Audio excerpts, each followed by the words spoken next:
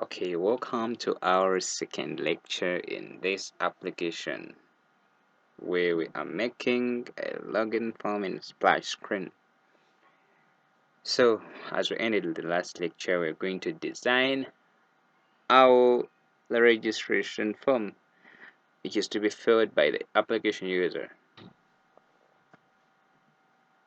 As you see, so if you didn't see the previous tutorial of making the splash screen, please, you may find the link down below the description, or you just go and check into our recent videos.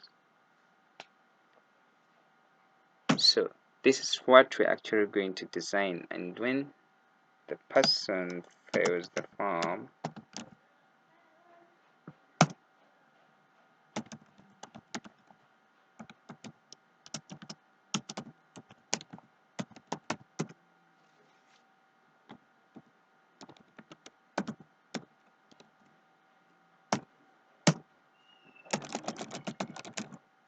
and then the person clicks on register, pop-up username, email, password, like that. So this is what you're actually going to do.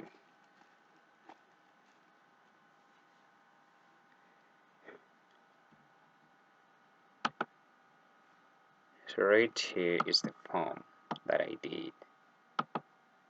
If you want the font family to look exactly like this, then you have to set your Android font family this, and that font family is called cursive. So you have to set Android to font family is equal to cursive at that text view. You want the text to look like that. So I have my color set to black, the text color set to black. Then, as we had said, this is a full name. You can come here and type in person name, then you can drag and drop it anywhere, same as to email, then phone number, edit text, then password, edit text. They're all here. So after you dropping them there, you drop a button too, then you come right here. So what is the full name edit text? This is it. So this is the full name edit text, the one right here.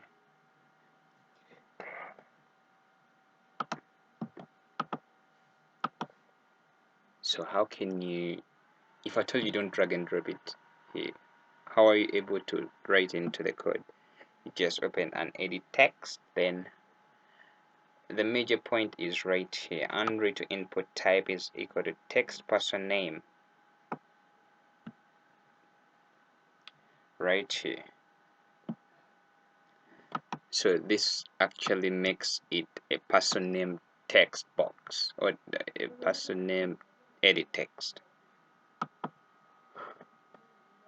So then Android to hint is equal to enter full name. The hint is actually that text, that temporary text you always find in the text box.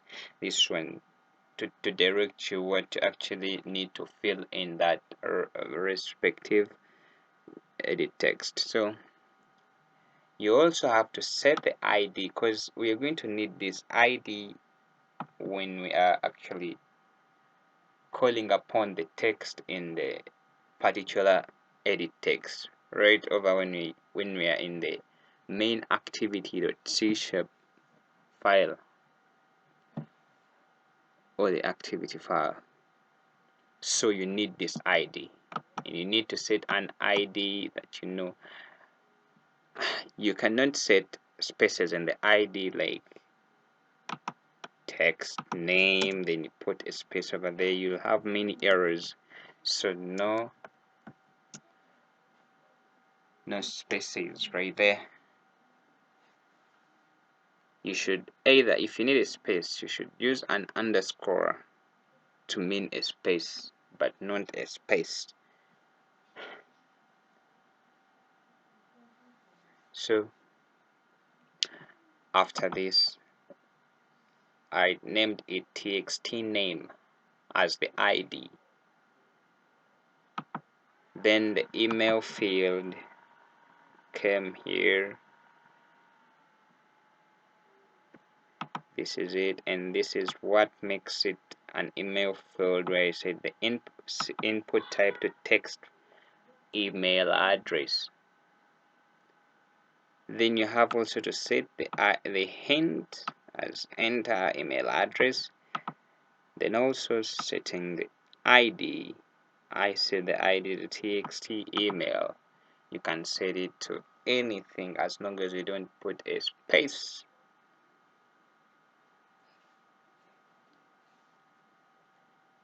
Because you get many errors. Same to the phone number. So this is the edit text for the phone. And what makes it the phone edit text is Android input type is equal to phone. Then I entered the hint as followed. Then an ID. These are the major things you need to do. You don't have to miss out for a phone edit text.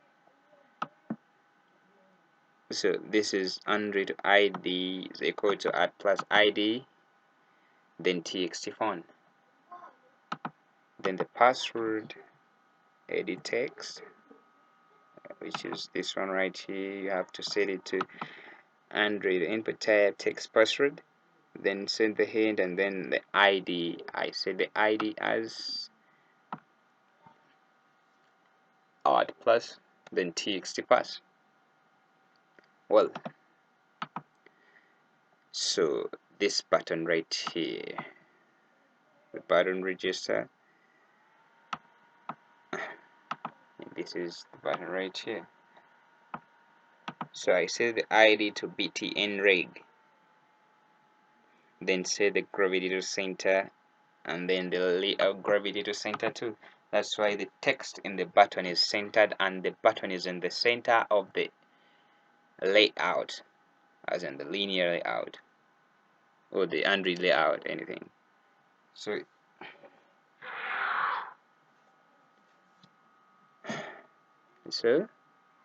after designing this thing that looks like this, then you'll have to go to your main activity. C# or the activity that you set to have your registration form. It might not be the main activity, or you can call it registration activity, or what is it is the right.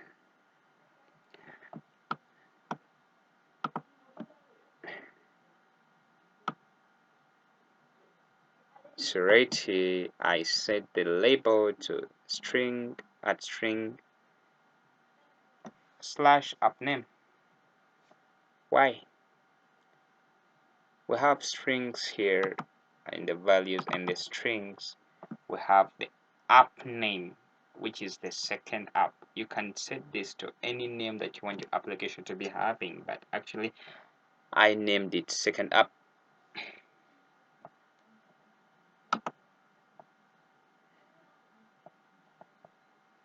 Yes, so right here this is where the label needs to be, and I set the label to @string / app name.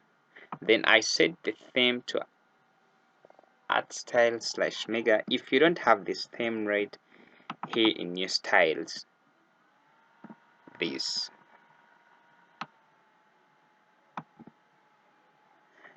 theme described, you can go and add it in your styles XML and add this.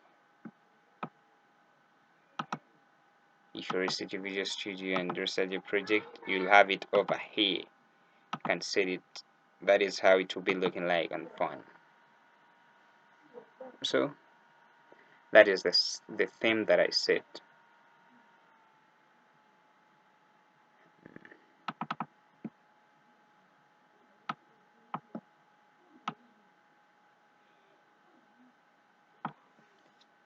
So what is actually going to take place over here?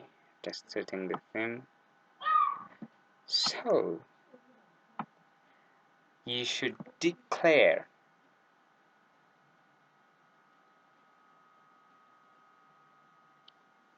four edit texts, because these edit texts are the ones that we're going to refer to as the edit texts that are in our main activities. It is 1, 2, 3, and 4 plus one button. And as you see, it is 4 edit texts, which one I named name, email, phone, and password. Then a button, it is 1, which I call register button. After the set content view, then I will say register, which is the button right there, is equal to find view by ID, like this. Then button, because it's a button we are going to link to, then the ID of the button, which is resource.id.btnreg. The ID that I set right here, this is the importance of the ID, this btnreg. So the ID is used to refer to the button we are actually commanding. So this button right here has an ID of btnreg right here, and if you're calling upon it, we're going to say resource.id.btnreg. So this is the button. Then name is equal to find view by ID, because it's an edit text. Say edit text, then resource the id.txt name, the ID that we gave it right here.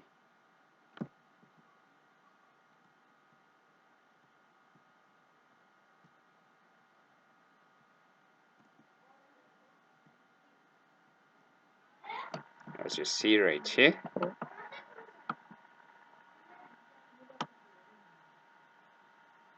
resource id.txt name, this, because it's the ID of the edit text that will contain the name. And the rest are going as follows. Then email, same thing, resource the ID plus the ID that you set in your Android activity. Phone number, same thing, plus the ID, as long as you set it as an edit text over here. So even the password, same thing, edit text, then plus the ID that you set in the layout. Then what happens when the button register is clicked? That is when you see register, which is already the pattern, dot click, then plus or equals to, then you press tab, you'll press the tab key. So it will create this method. It will create this method. So, and this is what I said to happen. But before that, right here is the point where we want to record our data and store it on the device. Like this, recording the name, password, the email, the phone, those 4 things, and then store them on the device so that they can be retrieved on the next page where we are having our account info. So what is actually going to, so don't mind about this code, it is not needed right here, so don't mind. So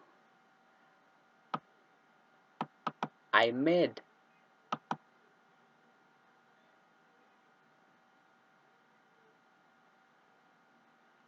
so actually this method right here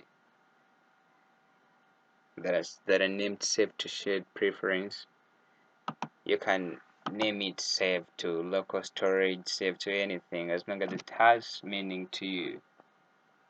but this is the code that will actually store the data that we need. So actually I declared strings for string variables: string email, string full name, string phone, string password. Then string email will be equal to email or text, the email that we actually link to this one, the text that will be in the email field is actually the text we are talking about here. So this one is string email will be equal to email the text full name as follows: name the text phone, then phone the text, then string post the password the text. Then we will have to have declared our iShared preferences over here. Into this we'll be using Android.content. First say using Android.content right up there, then you'll actually be able to have this activated. So I shared preferences, I named it preferences, will be equal to application.context get shared preferences. So over here I called user auth. You can call it user information, you can call it login information, you can say registered information, as long as it had meaning to. But this is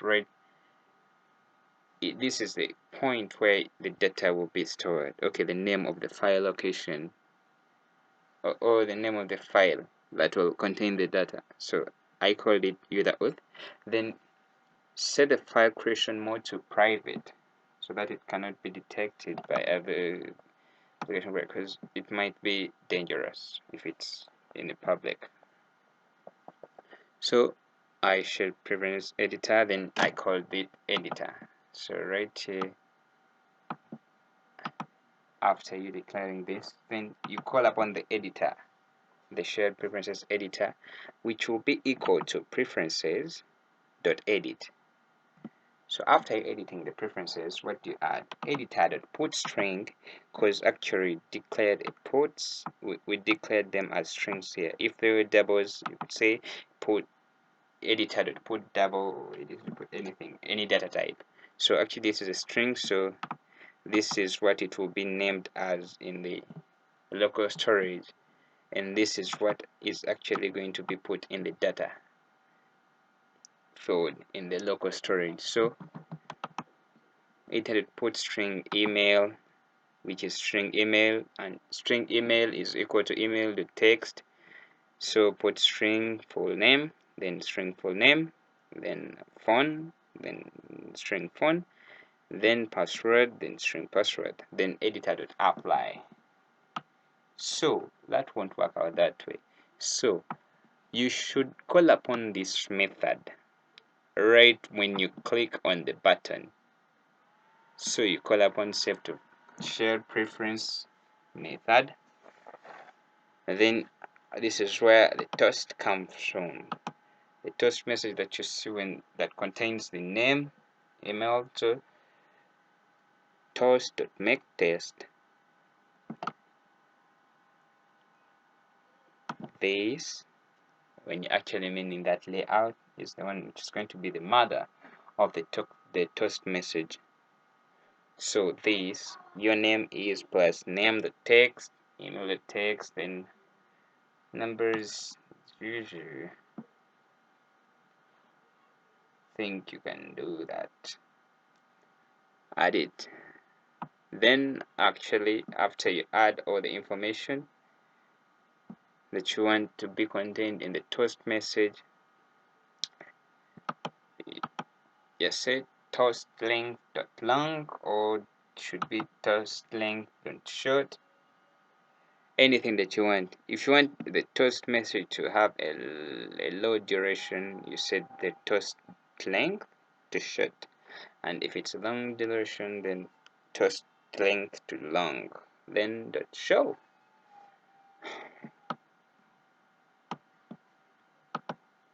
So after that, the toast message,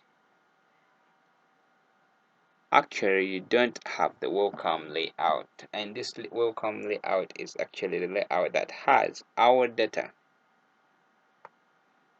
that will be retrieving the data after we have submitted it.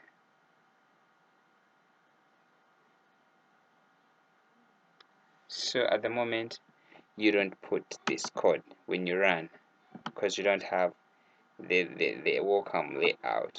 So when you run at this time, you'll be having a toast message that says your name is, after you putting all this. So you'll be having a toast message that will be saying your name is plus okay anything, but you won't be able to navigate to the other page because you haven't created it yet. And I think we should add that, and I think we should end this lecture over there. And when we come back in the next lecture, we'll be having to learn how to retrieve our data that we have stored in this actual lecture. Thank you, and don't forget to subscribe and like our YouTube channel. Thank you.